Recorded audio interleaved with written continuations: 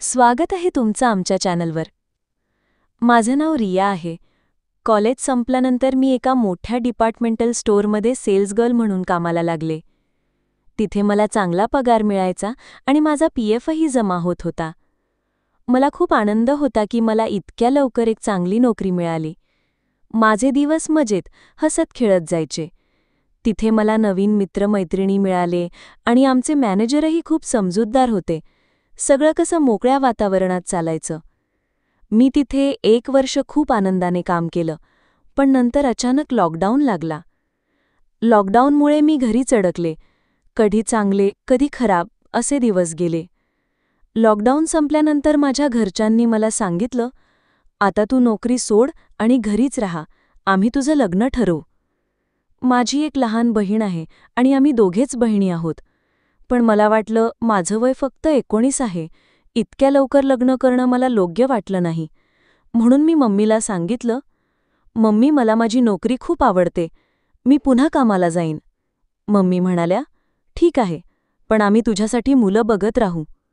मी म्हणाले, हो बघा, मला आवडलं तर मी हो म्हणेन.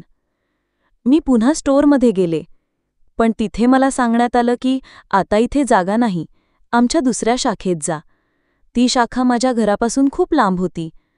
तरीही मला ती नोकरी खूप आवडायची, म्हणून मी ठरवलं की तिथे जाऊन काम करेन. पण तेवढ्यात माझ्या चुलत बहिणीचा नवरा अर्जुन मला भेटायला आला. अर्जुन दिसायला खूपच आकर्षक होता. त्याची पर्सनॅलिटी इतकी प्रभावी होती की कोणीही त्याच्याकडे बघत राहील. त्याने नुकताच लॉजिस्टिक्सचा व्यवसाय सुरू केला होता आणि त्याला ऑफिससाठी एक मुलगी हवी होती. अर्जुन मला म्हणाला, रिया, तू इतक्या लांब जाऊन काम करशील तर थकशील. त्यापेक्षा माझ्या ऑफिसमध्ये ये, मी तुला तिथला पगार देईन आणि मला पण बरं वाटेल की माझी जवळची व्यक्ती माझ्यासोबत काम करते. मला त्याचं म्हणणं पटलं. इतक्या लांब जाऊन काम करण्यापेक्षा आपल्या माणसाच्या ऑफिसमध्ये काम करणं सुरक्षित वाटलं, म्हणून मी अर्जुनच्या ऑफिसमध्ये कामाला लागले. माझं राहणं वागणं थोडं मॉडर्न आणि स्टायलिश आहे, त्यामुळे अर्जुन रोज सकाळी ऑफिसला यायचा आणि मला गुड मॉर्निंग म्हणायचा, कधी माझ्या खांद्यावर हात ठेवून बोलायचा. सुरुवातीला मला वाटलं तो माझा भाऊजी आहे, त्याला असा हक्क आहेच. पण हळूहळू त्याचं वागणं बदललं. तो माझ्या जवळ येऊन बसायचा, मला लॉजिस्टिक्सच्या कामाचं प्रशिक्षण द्यायचा, पण त्याचा हात नकळत माझ्या हाताला स्पर्श करायचा. त्याच्या नजरेतून मला त्याच्या मनात काहीतरी वेगळंच चाललंय असं जाणवायचं. मी दुर्लक्ष करायचे, पण त्याने हळूहळू मर्यादा ओलांडायला सुरुवात केली. एके दिवशी त्याने माझ्या हाताला धरून चुंबन घेतलं, मग माझ्या गोऱ्या मांड्यांवरून हात फिरवायला लागला. त्याच्या स्पर्शात एक तीव्र इच्छा जाणवायची, जणू तो माझ्या शरीराचा प्रत्येक भाग अनुभवू पाहत होता. त्याचा हात माझ्या मांड्यांवरून हळूहळू सरकत होता आणि त्याच्या डोळ्यातून त्याच्या भावना स्पष्ट दिसत होत्या. मी घाबरले पण काही बोलली नाही. असं बरेच दिवस चाललं. शेवटी मी ठरवलं मी हे काम सोडणार आणि दुसरीकडे जाणार. पण माझा हा निर्णय अर्जुनला कळला. त्याने माझी माफी मागितली आणि म्हणाला, रिया, मी यापुढे असं वागणार नाही, तू जॉब सोडू नकोस. मी म्हणाले, अर्जुन, तुमच्याकडून मला अशी अपेक्षा नव्हती. तुम्हाला सुंदर बायको आहे, मग माझ्या मागे का लागलात? तो म्हणाला, तुझं सौंदर्य, तुझ्या गोऱ्या मांड्या बघून मी स्वतःला थांबवू शकलो नाही. माझ्या भावनांनी मला तुझ्याजवळ नेलं. मी त्याला एक संधी दिली आणि काम सुरू ठेवलं.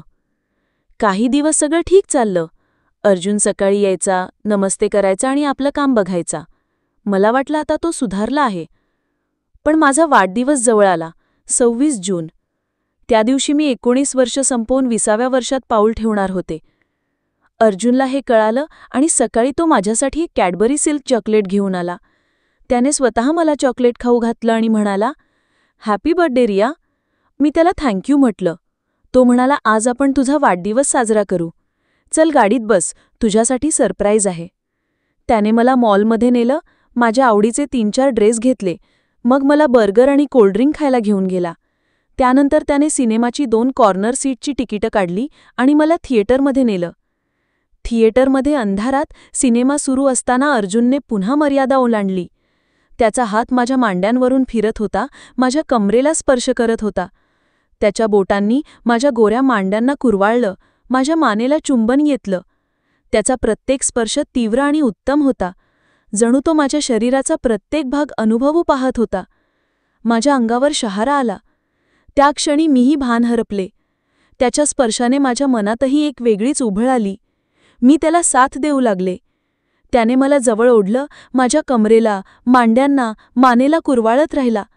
माझा हात त्याच्या शरीराला स्पर्श करत होता आणि आम्ही दोघेही त्या क्षणात हरवून गेलो. 3 तास सिनेमात आम्ही एकमेकांच्या जवळ होतो, त्याच्या भावना माझ्या हातात आणि माझं शरीर त्याच्या हातात.